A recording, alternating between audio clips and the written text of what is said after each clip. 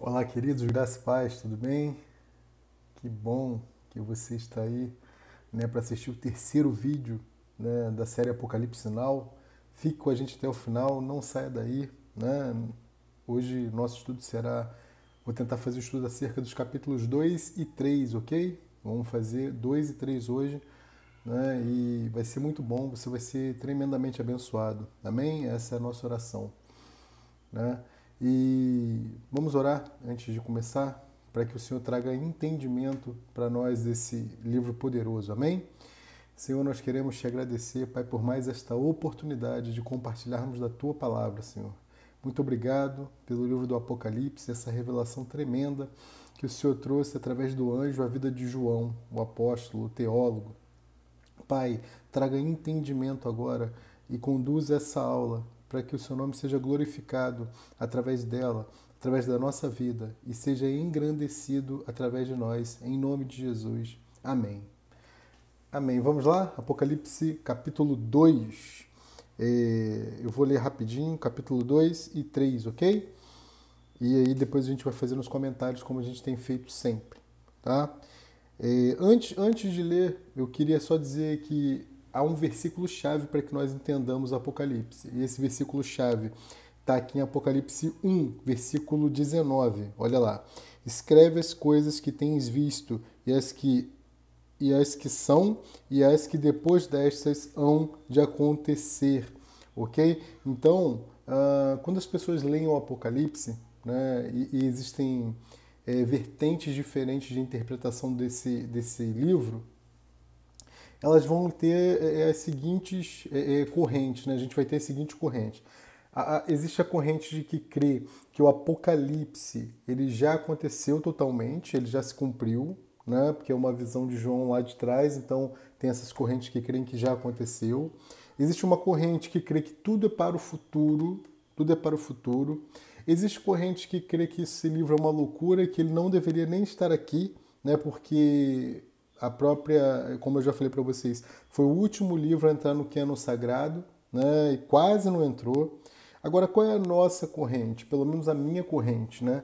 E eu creio que vocês têm sido ministrados e talvez tenha sido a corrente de vocês também, né? A nossa é a seguinte: as coisas que João viu, né? Ou seja, aquelas que foram, que é representado pelo capítulo 1, ok? Do Apocalipse que nós já estudamos.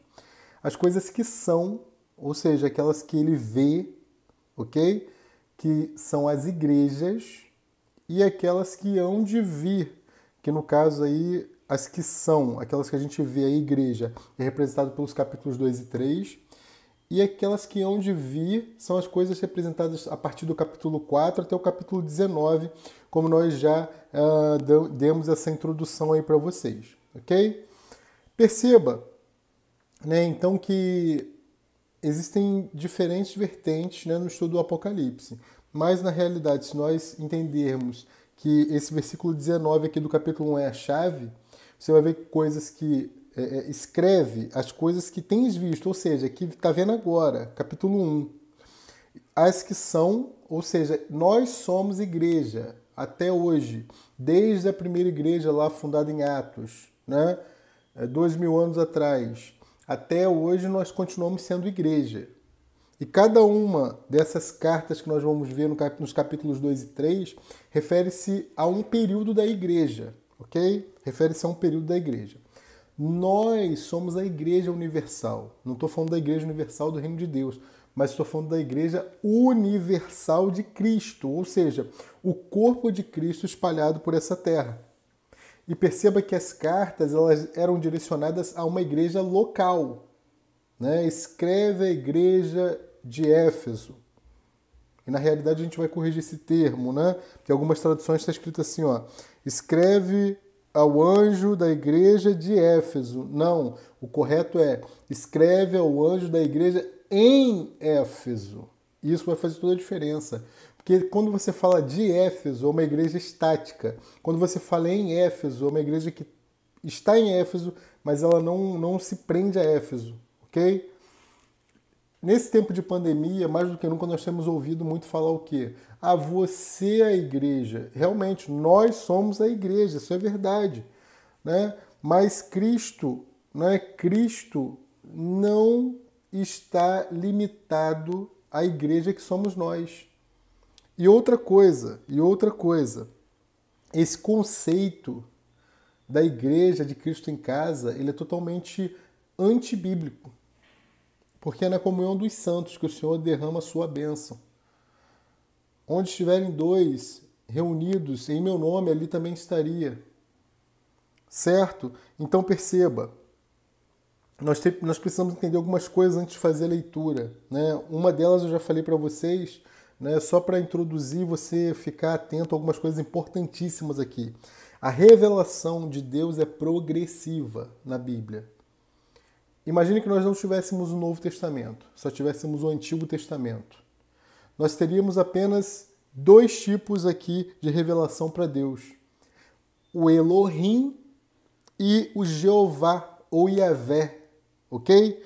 Então, o Elohim, que quer dizer na realidade deuses, né? Se você traduzir toda a palavra hebraica com M no final, né? Toda palavra hebraica com M no final, Elohim, vai para o plural, ok? Então esse plural aí, deuses. Rafael, então são vários deuses que está se referindo? Não. Na realidade é um Deus tão poderoso que ele não poderia ser conjugado, ele não poderia ser falado, dito no, plural, no singular. Tamanho seu poder. Tá?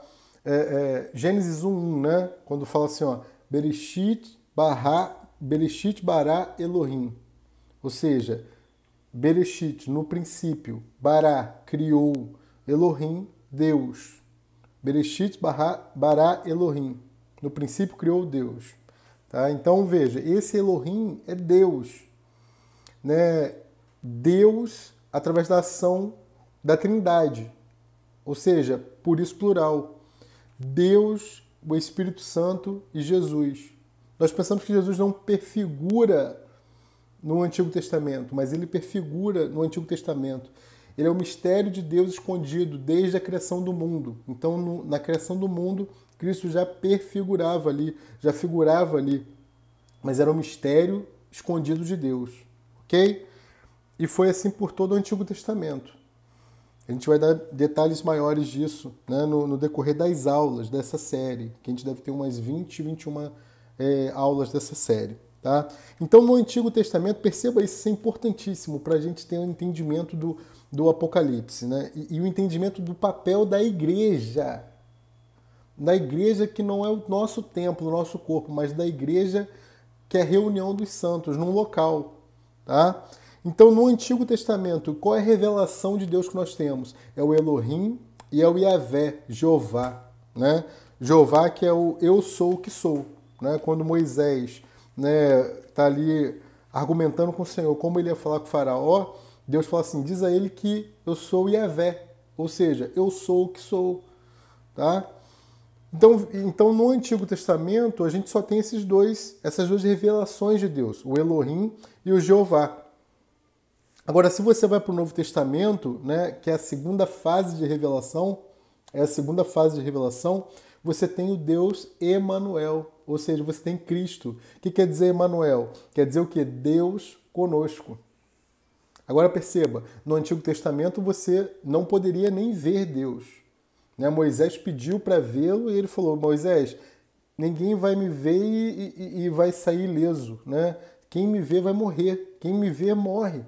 Eu vou passar aqui pela fresta e você, né, vai ter não vai chegar a me ver, né, mas vai ter esse vislumbre. Agora, já na segunda fase, a gente tem um Deus Emanuel, ou seja, Deus conosco, ok? Então, e isso é interessantíssimo. Perceba que quando os soldados vão prender Jesus, né, ele diz, eu sou. Eles perguntam, quem é? Eu sou. Quando ele fala eu sou, eles caem. Cristo andou, fez milagres, se abraçou, conviveu, tocou, e as pessoas não caíam, né? Logicamente os endemoniados caíam e tudo mais, mas ele conseguia andar por entre a multidão, ele era Deus, andava, e as pessoas não suportavam, entre aspas, entende? Se suportavam. Elas não entravam em transe, né? Elas não desmaiavam, não ficavam, não morriam. Agora, quando vão prender ele e perguntam quem é o Cristo, ele se apresenta, né? Eu sou. Quando ele fala eu sou, lê lá na Bíblia, você vai ver que os soldados caem, né? Eu sou. E isso é poderoso demais, né? Então, Jesus é o Emanuel, é o Deus conosco, né? Mas perceba, apesar dele ser o Deus conosco, ele pode não estar em mim. Ok? Agora você tem a terceira fase. Jesus está em Atos, no Monte das Oliveiras, subindo, depois de 40 dias da sua ressurreição, dando as últimas instruções para os discípulos, né? E quando ele vai sendo encoberto pela nuvem, ele fala, eu estou indo, mas vai vir um para ficar com vocês, eu não vou deixar vocês desamparados. E a gente entra na terceira fase de revelação de Deus em nós, que é o Espírito Santo. Esse já é Deus em mim, não é Deus conosco. É Deus em mim, Ele está dentro de nós, Deus está dentro de nós, amém? E aí a gente, com o Espírito Santo em nós inauguramos a quarta fase de revelação, que é a fase nós somos igreja. A igreja é a mais alta revelação de Deus para os homens. Isso é poderoso, irmãos. Moisés, Abraão, né, Jacó, Isaac, Davi, todos esses foram poderosíssimos homens de Deus. Mas não tiveram aquilo que você tem, que eu tenho, que é o Espírito Santo, ou seja, é Deus dentro de nós. Tá dando para entender isso daí? E com Deus dentro de nós somos a quarta fase de revelação de Deus. Nós somos a quarta fase da revelação de Deus, ou seja, nós temos a mais alta revelação de Deus para os homens. Você quer ver um negócio? Abre sua Bíblia lá em Efésios 3. Vamos começar. Né? Efésios, depois de Coríntios, 2 Coríntios, Gálatas, Efésios. Efésios 3, abre aí. Efésios 3, versículo 8. Olha isso. A mim, o mínimo de todos os santos. Olha o apóstolo Paulo como é que vai falar quando a revelação do Senhor vai tomando conta dele. Olha, né, ele começa falando que ele era apóstolo, né, de Jesus Cristo segundo Deus, segundo a vontade de Deus. Olha como é que ele está falando agora. Lembra que eu falei no outro vídeo? Né, quando as nossas obras se tornam relevantes, a revelação de Deus em nós faz com que a gente diminua. Olha o que ele fala. A mim, o mínimo de todos os santos, o menor de todos os santos, me foi dada esta graça de anunciar entre os gentios, por meio do Evangelho, as riquezas incompreensíveis de Cristo. Olha o que nós somos, anunciadores da riqueza incompreensível de Cristo, ok? Aqui, logicamente que ele está fazendo, na realidade, é um exagero, né? Ele está exagerando aqui. Ele exagera no sentido de que não são incompreensíveis, né? É o que nós chamamos de hipérbole, se eu não me engano, é uma figura de linguagem. Versículo 9. E demonstrar a todos qual seja a comunhão do mistério que desde os séculos esteve oculto em Deus. Olha isso, demonstrar a todos qual seja a comunhão do mistério, né? Comunhão do mistério que desde os séculos esteve oculto em Deus, que tudo criou por meio de Jesus Cristo. Versículo 10. Agora, para que agora, pela igreja, a multiforme sabedoria de Deus seja conhecida dos principados e potestades nos céus. Através de quem, irmãos? Marca na sua Bíblia. Igreja. Ok? Então, vamos parar com essa questão, de uma vez por todas, né, do Cristo em casa. Nós precisamos ter comunhão com os irmãos, porque a nossa é essa responsabilidade, né, da mais alta revelação de Deus para os homens. É a igreja, ok? Que é responsável por isso. Tudo bem? Então vamos lá. Mais algumas coisas para falar aqui antes da gente ler os textos, e depois que eu ler os textos eu vou ser bem rápido, né? Não tem por que se estender muito ali não, ok? Então, mistério é Cristo e Deus administrou esse mistério, né, desde o Antigo Testamento. Cristo é o mistério de Deus desde o Antigo Testamento, administrado por Deus. Ok? Ótimo.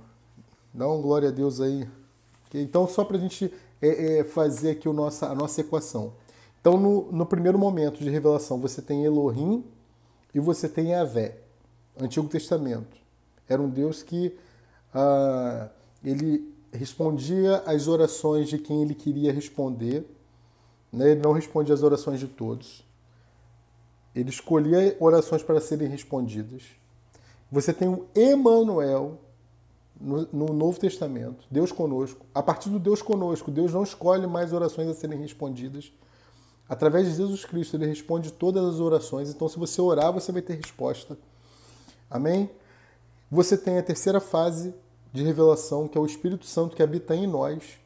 E você tem a quarta fase, eu, corpo de Cristo, igreja, nós, né, é a maior revelação de Deus para a humanidade. Está na igreja, ok? Deu para entender? Podemos avançar? Beleza. Vamos falar agora de 7 cartas, né? As 7 cartas. E qual é a lição mais importante dessas 7 cartas? As 7 cartas, elas estão ensinando-nos como sermos vencedores. Lembra que eu falei? Não basta ser salvo, você tem que vencer. A salvação é um dom gratuito, não vem de vós para que vós não vos glorieis. Não há glória nossa na salvação. É uma obra de Cristo, é nos dado de graça e por graça. Agora, há uma diferença entre ser salvo e reinar. E essas 7 cartas, as 7 igrejas, nos estão dando as instruções. É um manual de como ser vencedor. Ok? E elas têm 3 parâmetros aqui. Elas têm um parâmetro que a gente chama de histórico, elas têm um parâmetro que a gente chama de profético e elas têm um parâmetro pessoal. Então, vou repetir. Um parâmetro histórico, um parâmetro profético e um parâmetro pessoal. Histórico. Cada carta representa um período da história. Por exemplo, a carta de Éfeso, ela vai até mais ou menos 100 anos depois de Cristo, né? Ela vai mais ou menos até 100 anos antes de Cristo, é do século I, né? O fim da era inicial da igreja, né? Tá lá, capítulo 2, versículo 1, ok? É o fim da primeira era da igreja, mais ou menos aí 100 anos depois de Cristo, tá ok? Se você for na segunda carta, né? A segunda carta, que é a carta de Esmirna, ela vai mais ou menos até o século IV, né, quando você tem a conversão de Constantino. E qual a importância da conversão de Constantino? Se é que ele se converteu de fato, né? A importância é o seguinte: antes da conversão de Constantino, a igreja era perseguida. Após a conversão de Constantino, ser cristão passou a ser lucro. Por quê? Porque agora eu não era mais perseguido por ser cristão, eu era perseguido por não ser cristão. Então, a gente vai ver cada carta conforme eu for detalhando aqui, você vai ver que esse é um período histórico das igrejas. Né? E Rafael, qual é o período que nós estamos nesse momento? Nós, na pandemia do coronavírus, saímos da igreja de Filadélfia, historicamente falando, e estamos entrando na igreja de Laodiceia, a última igreja, irmãos. É a última igreja. Historicamente falando, eu vou mostrar isso para vocês na leitura das cartas. Nós estamos saindo da sexta igreja, da sexta carta, da Filadélfia, estamos entrando na Laodiceia. E eu vou mostrar para vocês por que isso. E você vai ficar impactado. Amém? Fica com a gente aí, não vai embora não. Talvez esse vídeo se estenda um pouquinho, mas vai ser um vídeo de muitas informações poderosas para nós. Amém? Muitas coisas que vão tirar a venda dos nossos olhos. Esse é o nosso objetivo com essas aulas. Eu espero que você esteja sendo poderosamente transformado com essas ministrações, com essas aulas, ok? A segunda parte, então falamos da parte histórica, né? Cada carta representa um período histórico da igreja. E eu vou detalhar isso tudo para vocês. Agora, a segunda parte das cartas é a parte profética. Ela não olha mais período, né? Mas ela olha as condições das igrejas locais. Então, se você olhar hoje, né, as igrejas, né? Hoje nós temos várias igrejas por cidades. Mas não era assim naquela época. Por isso que você tinha a carta a Éfeso, né? Carta a Esmirna. Você tinha o nome das cidades nas igrejas, porque você só tinha uma igreja por cidade. Hoje você tem nas cidades várias igrejas. Por isso que você não tem o nome da denominação aqui, você tem o nome da cidade. Pegou? Agora, se você olhar as igrejas de hoje, você fizer a leitura dos capítulos 2 e 3, você vai conseguir perfeitamente encaixar cada igreja dessa daqui na igreja que você está analisando. Né? Isso é tremendo. A igreja, por exemplo, de Filadélfia, é a igreja do amor fraternal. Quando você vai a uma igreja, né, como por exemplo a nossa igreja, a comunidade evangélica, né, aqui da Zona Norte, você vê um amor fraternal, essa igreja ela é comparada à igreja de Filadélfia. Então, cada igreja aqui, né, Éfeso, Esmina, Filadélfia, Laodiceia, né, a igreja de Tiatira, Pérgamo, cada uma vai se encaixar num contexto profético também da condição da igreja. E por último, né, a condição pessoal. Né, a condição pessoal. Então a gente tem uma questão histórica, a gente tem uma questão profética e a gente tem pessoal, que é cada um de nós. É uma análise de cada um de nós, ok? Relacionados a essa igreja. Então deu para entender esses três contextos? A gente vai se prender muito mais ao contexto histórico e profético. Porque o pessoal é cada um se autoanalisando e vendo em qual das igrejas você está se encaixando aqui. Nós vamos nos prender aqui ao contexto histórico e ao contexto profético, ok? Então perceba, eu vou dar um exemplo para vocês. De acordo com a necessidade de cada igreja, ela se apresenta.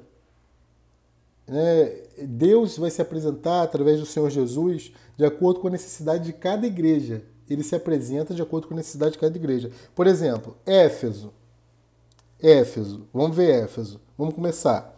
Capítulo 2. Escreve ao anjo da igreja de Éfeso. Isto diz aquele que tem na sua destra as 7 estrelas que andam no meio dos 7 castiçais de ouro.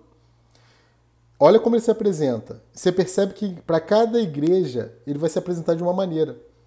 Então ele está se apresentando de acordo com a necessidade da igreja de Éfeso. Então ele está dizendo assim, ó, escreve ao anjo, ou seja, escreve ao líder, escreve ao cabeça da igreja de Éfeso.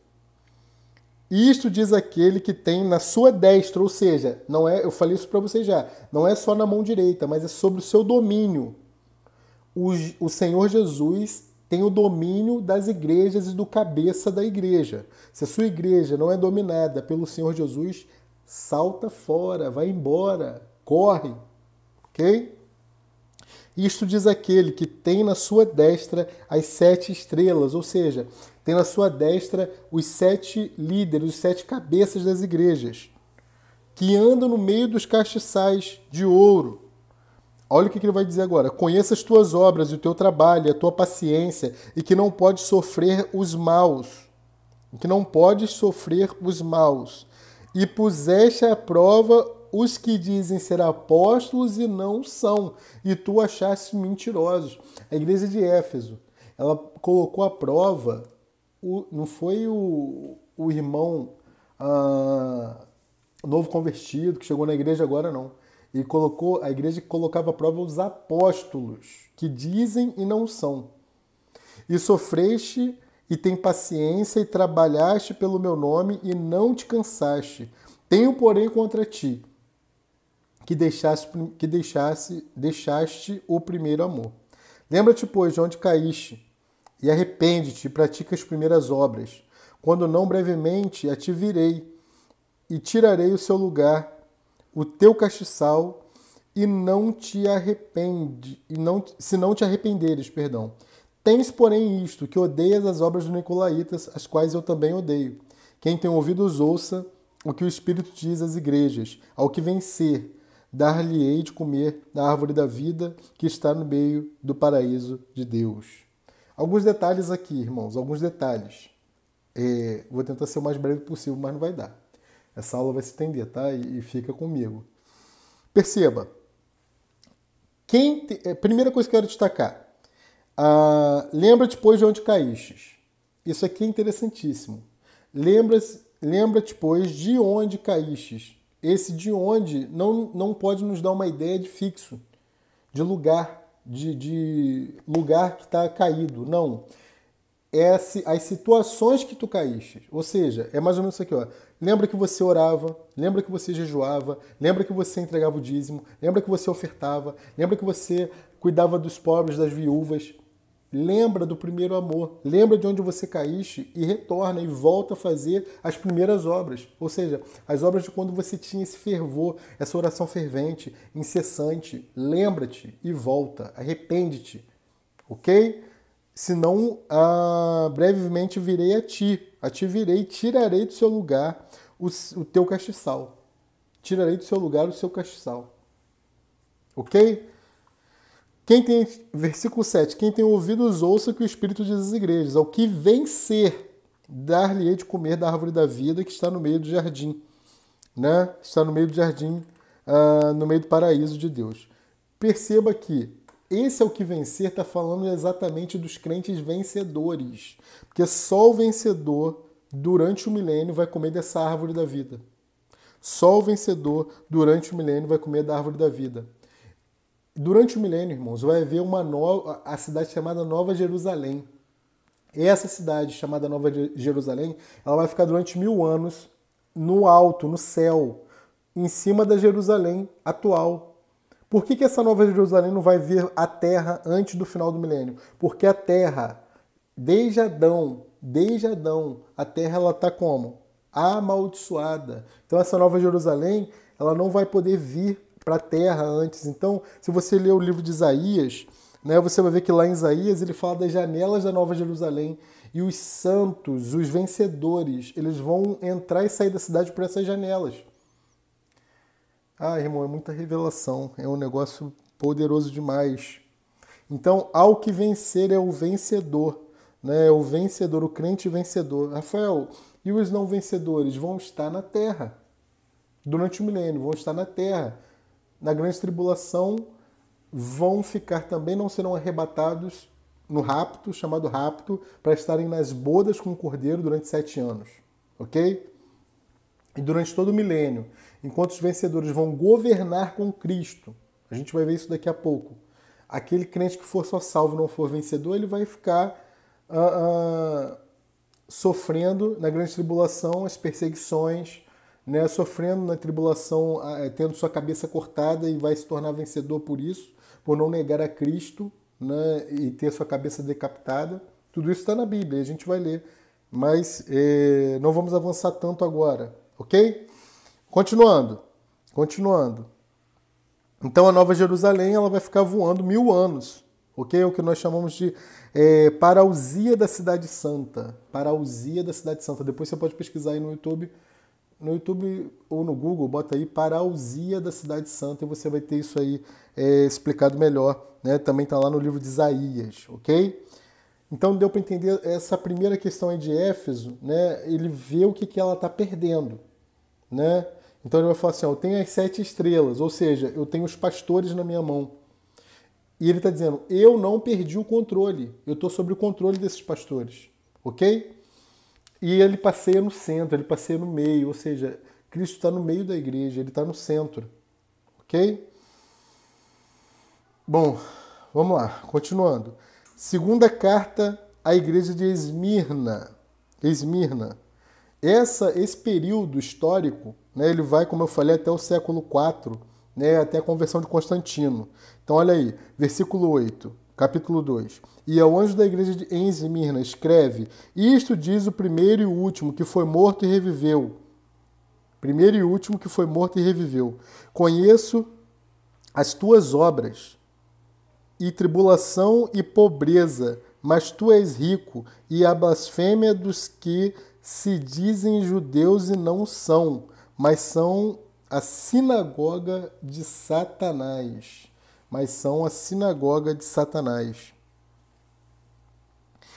Esse período tem muita gente se dizendo judeu e não é. né? Tem muitos judeus aí que se dizem judeus e não são, tipo Luciano Huck, essa galera que é mais, né, judeu que oferece, que faz oferenda no final de ano para Iemanjá. Você é judeu? Diz que é e não é, ok?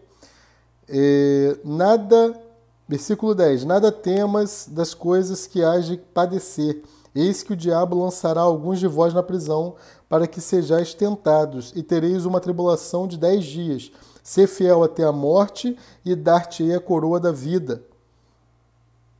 Ser fiel até a morte, dar-te-ei a coroa da vida. Essa coroa da vida é o governo no reino. Só vai receber coroa quem vencer. Todas as pessoas que venceram na Bíblia receberam a coroa. Essa coroa do reino é a coroa da vida, é a coroa do reino. Ser fiel até a morte, dar-te a coroa da vida. Fiel até a morte. Você pode perder a sua coroa. Então, se você não for fiel até a morte, você vai perder a coroa, ou seja, você vai perder o direito de reinar. Ok? Entenda isso. Essa carta é para os salvos, mas essa carta é para os salvos e está alertando acerca da contaminação desses salvos que estão prestes a perder a sua coroa da vida.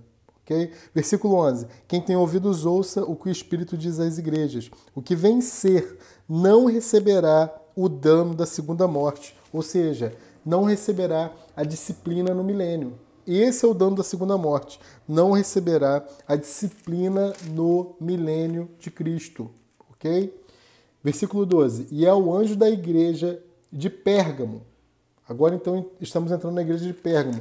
Antes de entrar na igreja de Pérgamo, eu quero falar um pouquinho da igreja aqui de Esmirna. Né? Como eu falei, ela foi até a conversão de Constantino. Ela começou na conversão de Constantino. Ok? E ela diz acerca desse vencer no milênio para receber a coroa. Okay? Vencer no milênio recebendo a coroa. Eu vou avançar e daqui a pouquinho eu vou voltar para falar o significado de cada uma dessas igrejas, né, a partir do grego. Tá? E isso vai ser muito esclarecedor para a gente. Deixa eu acelerar que já temos 32 minutos. Eu quero ver se eu consigo acabar pelo menos aí com 45. Tá bom? Terceira carta à igreja de Pérgamo. Terceira carta. E ao anjo da igreja que está em Pérgamo, escreve isto, diz aquele que tem a espada aguda de 2 fios, ou seja, aquele que tem a palavra. Conheça as tuas obras e onde habitas, que é onde está o trono de Satanás, e retens o meu nome e não negaste a minha fé, ainda nos dias de Antipas, minha fiel testemunha, o qual foi morto entre vós, onde Satanás habita.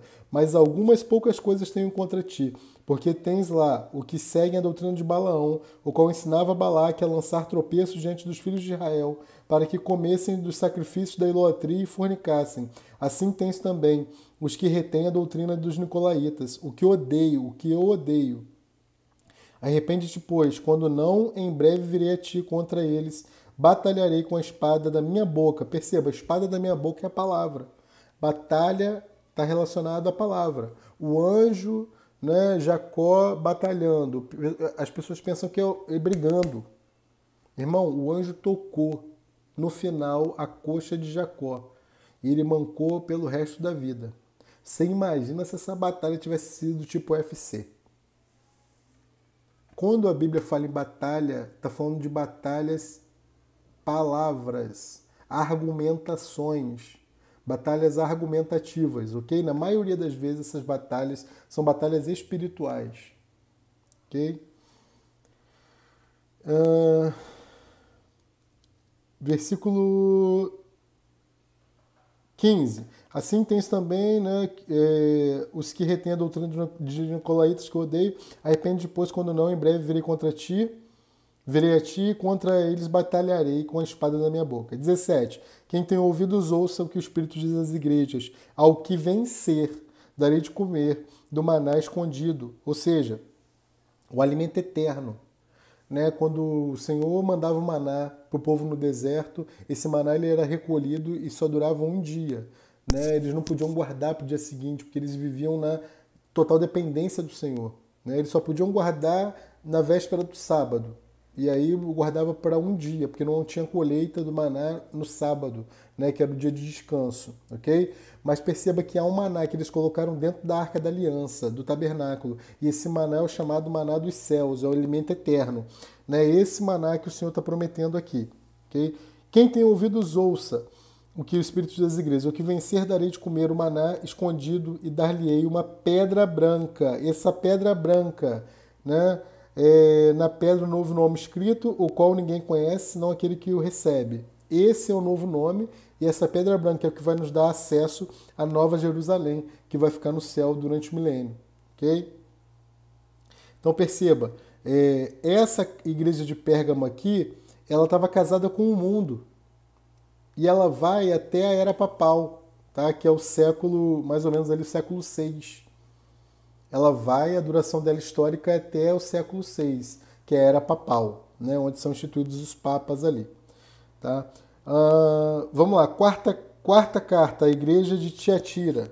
Essa igreja de Tiatira é uma igreja apóstata, de apostasia, ou seja, de sair da vontade de Deus. Tá? Olha lá, e ao anjo da igreja de Tiatira escreve isto, diz o Filho de Deus, que tem seus olhos como chama de fogo, né? Ou seja, que vai fazer aquele raio-x só com os olhos, e os pés de latão reluzente, diz de julgamento, vai julgar toda a terra, a igreja, os ímpios e toda a terra.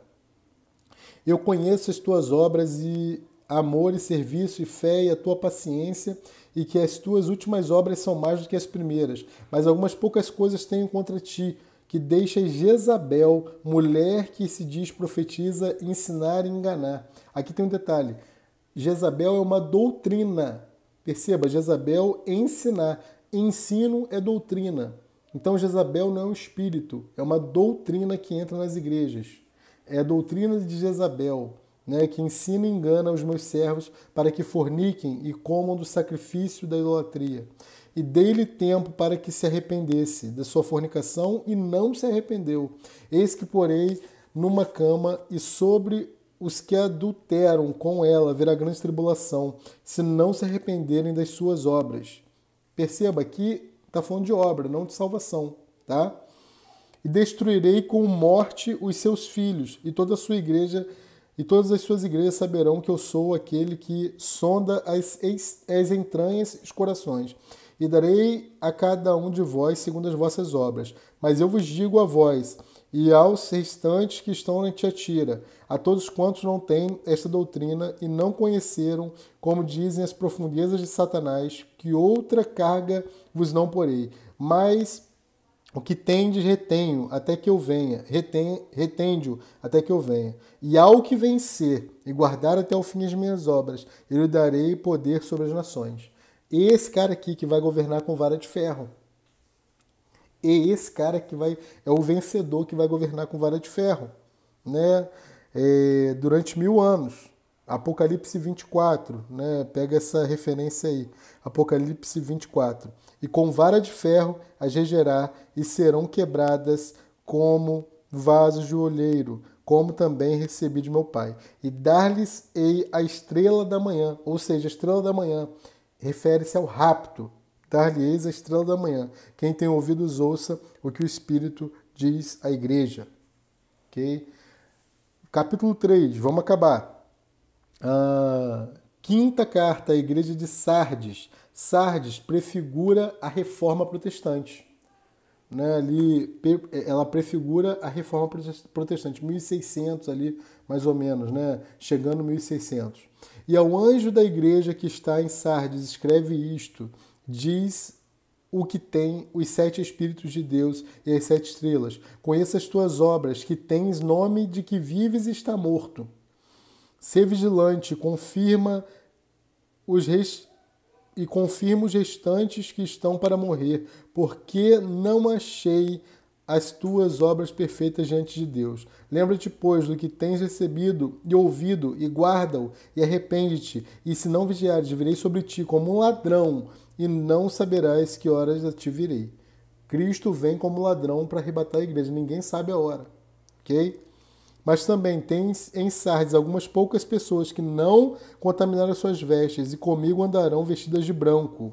os vencedores, tá? Porquanto são dignas disso. O que vencer será vestido de vestes brancas. O que vencer será vestido de vestes brancas. E de maneira nenhuma arriscarei o seu nome do livro da vida. Aqui não é o livro da salvação. O livro da vida não é o livro da salvação. O livro da vida é o livro dos vencedores. Ok? E confessarei o seu nome diante do meu Pai, diante dos seus anjos. Okay? Quem tem espírito, ouça o que o Espírito diz às igrejas. Aqui existem livros na Bíblia que a gente precisa falar deles, mas eu tenho que fazer um vídeo só para a gente falar dos livros, para você ter ideia. Né? Apocalipse 20, né? Você tem lá os livros. Né? Apocalipse 20 você tem falando dos livros, né? Que vão se abrir os livros, vão ser abertos. Então, por exemplo, Salmo 69, 28, fala do livro dos vivos. Filipenses 4:3, fala do livro da vida. Né? Salmo 56, versículo 8, fala do livro das lágrimas, né? Que você vai ter recompensa no reino, até pelas lágrimas que você derrama, né? Em favor das obras. Apocalipse 20:12, fala do livro das obras. Né? E Malaquias 3,16, fala do livro das memórias. Apocalipse 5:1, livro dos 7 selos. Tá? E por aí vai. Depois a gente vai fazer um estudo só dos livros. E a gente tem que saber diferenciar cada um desses livros, ok? Então, terminamos, né? Quem tem ouvidos, ouça o que o Espírito diz à igreja. Tá? Sexta carta, Igreja de Filadélfia. Então nós estamos saindo dessa igreja, Filadélfia, e indo para a sétima igreja e última, que é a Laodiceia. Tenho 5 minutinhos aí para terminar. Versículo 7 do capítulo 3. E ao anjo da igreja que está em Filadélfia escreve: e isto diz o que é santo, o que é verdadeiro, o que tem a chave da vida, o que abre e ninguém fecha, e fecha e ninguém abre. Conheça as tuas obras, eis que diante de ti pus uma porta aberta, e ninguém a pôde fechar, porque tendo pouca força, guardaste a minha palavra e não negaste o meu nome. Essa igreja é a igreja do amor fraternal. É a igreja daquelas pessoas que foram humilhadas por serem crentes, foram ridicularizadas por serem crentes, foram chamadas de muitos adjetivos, né? Mas os mais comuns eram bitolados, os mais comuns eram ridículos, né? Ih, se veste mal, terno de uma listra só, e uma série de outras coisas, mas que pregavam a palavra, que iam para as aglomerações nas praças e pregavam, e eram ridicularizadas. Essa é a igreja do amor fraternal, a igreja de Filadélfia. Tá? Versículo 9. Eis que eu farei aos da sinagoga de Satanás, aos que se dizem judeus e não são, mas mentem. Eis que eu farei que venham e adorem prostrados a teus pés e saibam que eu te amo. Como guardastes a palavra da minha paciência, também eu te guardarei da hora da tentação, que há de vir sobre o mundo para tentar os que habitam na terra. Ou seja, essa galera não vai estar aqui quando a tentação que vier sobre a terra, na grande tribulação, começar. Versículo 11. Eis que venho sem demora, guarda o que tens, para que ninguém tome a tua coroa. Ou seja, para que ninguém tome a tua posição no reino. A quem vencer, eu farei coluna no templo do meu Deus, e dele nunca sairá, e escreverei sobre ele o nome do meu Deus e o nome da cidade do meu Deus, a nova Jerusalém que desce do céu, a nova Jerusalém que desce do céu do meu Deus, e também o meu novo nome. Quem tem ouvidos, ouça o que o Espírito diz à igreja. E aí a gente entra na última carta, a carta à igreja de Laodiceia. Então a gente sai da Filadélfia e estamos entrando agora na pandemia, nessa Laodiceia. Na realidade é um período de transição, né? Então algumas pessoas ainda estão nessa transição, ok? Lembra do pessoal histórico, né? A gente tem a parte histórica que a gente está falando, a profética e pessoal, certo? Então aqui nós temos o seguinte, a igreja, essa igreja última aqui, a Laodiceia, é a igreja, né, depravada, irmãos. Algumas igrejas têm se tornado depravadas, a igreja do tudo pode, a igreja que não considera mais a palavra de Deus como a verdade. Ah, Cristo é a palavra de Deus, e aí eles querem resumir a verdade da Bíblia às palavras ditas por Cristo. Eles estão confundindo tudo, eles estão falando um monte de heresia, igrejas que tudo podem, né? A igreja que é permitido o cara namorar e transar com a namorada, a igreja que é permitida o cara mentir, né? É uma mentirinha que tem, né? A igreja que é tudo permitido, eles estão confundindo graça com obra, graça com reino, eles estão fazendo uma miscelância danada, e é essa igreja que nós temos entrado e temos que vigiar para que a gente não faça parte disso, amém? Então, olha lá. E ao anjo da igreja de Laodiceia escreve: isto diz o Amém, ou seja, o Amém, o Cristo, eu sou. A testemunha fiel, aquela que não vai mentir acerca de nós, naquele grande dia do tribunal de Cristo. E verdadeira, né? Testemunha fiel e verdadeira. O princípio da criação de Deus. Né? Ele é o princípio e o fim. Conheça as tuas obras, que nem és frio nem quente. Olha essa igreja. Quem dera fosse frio ou quente. Assim, porque és morno e não és frio nem quente, vomitar-te-ei da minha boca. Vomitar-te-ei da minha boca. Como dizes, rico sou e estou enriquecido, e de nada tenho falta, e não sabes que és um desgraçado, miserável, pobre, cego e nu. Os templos, né? A prosperidade desmedida, né? Os caras enriquecendo através da igreja. Absurdo. É absurdo. É essa igreja aqui de Laodiceia. Aconselho-te que de mim compres ouro provado no fogo, para que te enriqueças, e roupas brancas para que te vistas, e não apareça a vergonha da tua nudez, e que unjas os teus olhos com colírio para que vejas. Eu repreendo e castigo a todos quanto amo. Sê, pois, zeloso e arrepende-te. Eis que estou à porta e bato. Se alguém ouvir minha voz e abrir a porta, entrarei até ele, e com ele cearei, e ele comigo. Ao que vencer, lhe concederei que assente comigo no meu trono, assim como eu venci e me assentei com o meu Pai, com o Pai no seu trono. Quem tem ouvidos ouça, que o Espírito diz às igrejas. No céu há 26 tronos, 24 dos anciãos, né, os 24 anciãos. O trono do Pai e o trono do Filho, e ao que vencer, se assentará com ele no trono, assim como ele se assentou no trono com Deus, após ter vencido. Amém? Essa igreja de Laodiceia é a igreja atual.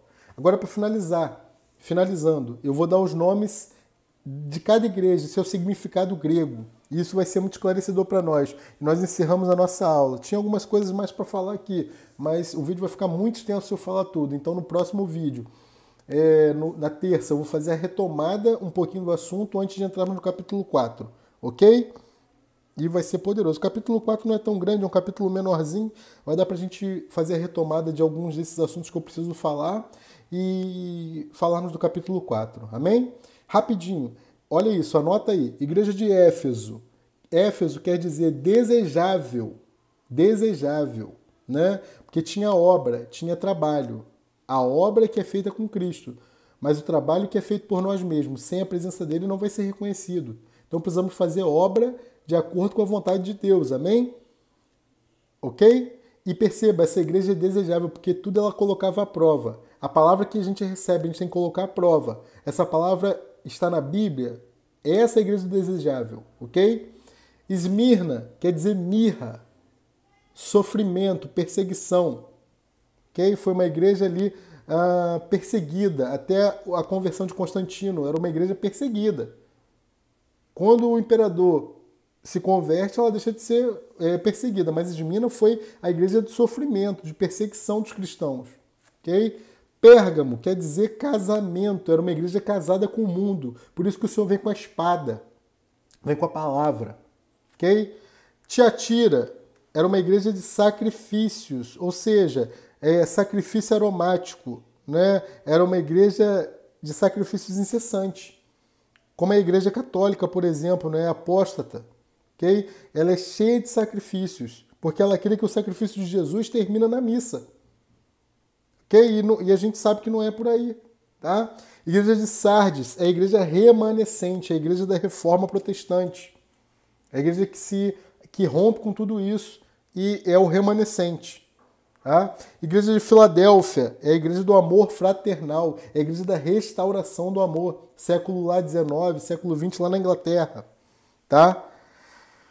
Então a igreja de Sardes ela é remanescente, a igreja de Filadélfia é a igreja do amor fraternal, é a igreja da restauração desse amor fraternal. E a igreja de Laodiceia é a igreja que tudo pode, né? Quer dizer, a opinião, juízo do povo, né? Opinião, juízo do povo, Laodiceia. Então é a igreja que tudo pode, né? É a fala dos leigos. E é uma igreja que a gente tem que vigiar. Que nós não podemos fazer parte da igreja degradada. Amém? É isso. Eu acho que o estudo ficou corrido, mas deu para a gente aproveitar bastante coisa. Amém? Já oramos no início, te abençoando. Então Deus te abençoe. Graça e paz. Um beijo. Espero que vocês estejam sendo abençoadíssimos com esses estudos. Pelo menos eu tenho sido muito abençoado. Amém? Até terça. Fica ligado. Graça e paz. Tchau, tchau.